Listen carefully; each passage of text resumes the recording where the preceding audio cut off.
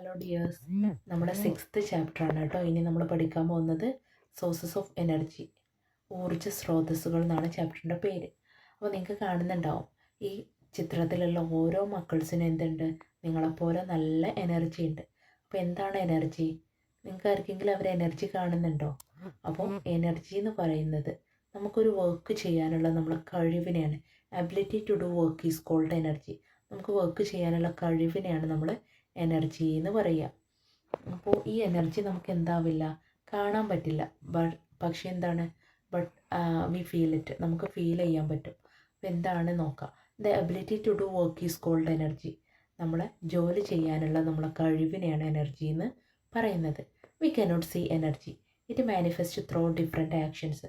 നമുക്ക് ഈ എനർജിനെ കാണാൻ കഴിയില്ല, പക്ഷേ ഡിഫറെൻറ്റ് ആക്ഷനിലൂടെ, നമ്മളെ പല പ്രവർത്തനങ്ങളിലൂടെ നമുക്ക് എന്ത് ചെയ്യും, ഇത് പ്രകടമാകുന്നുണ്ട് അല്ലേ. Heat and light are forms of energy that we can experience. നമ്മളെ ചൂടും വെളിച്ചമൊക്കെ നമുക്ക് അനുഭവിക്കാൻ കഴിയുന്ന എനർജിയുടെ രൂപങ്ങളാണ്. അപ്പോൾ ഹീറ്റും ലൈറ്റൊക്കെ നമുക്കറിയാം അല്ലേ, അതൊക്കെ നമുക്ക് ഫീൽ ചെയ്യുന്നുണ്ട്, പക്ഷെ അത് എന്താണെന്ന് പറയാൻ നമുക്ക് പറ്റുന്നില്ല. അപ്പോൾ ഇതൊക്കെ എന്താണ്, എനർജിയുടെ രൂപങ്ങളാണ്. Next, what are the situations in your house where energy is utilised. നിങ്ങളുടെ വീട്ടിൽ ഏതൊക്കെ സാഹചര്യങ്ങൾക്കാണ് ഊർജം ഉപയോഗിക്കുന്നത് എന്നാണ് നെക്സ്റ്റ് ചോദിച്ചിട്ടുള്ളത്. ഫോർ കുക്കിംഗ്, നമ്മൾ ഭക്ഷണം പാകം ചെയ്യാൻ അല്ലേ. അതുപോലെ അയേണിങ്, നമ്മൾ അയൺ ചെയ്യുമ്പോൾ ഡ്രസ്സൊക്കെ ഇസ്തിരി ഇടുന്നൊക്കെ കണ്ടില്ലേ നിങ്ങൾ ഈ പിക്ചറിൽ. അപ്പോൾ ഇതെന്താ, ഇതിന് ഹീറ്റ് വേണം അല്ലേ, അപ്പോൾ അതിന് വേണം.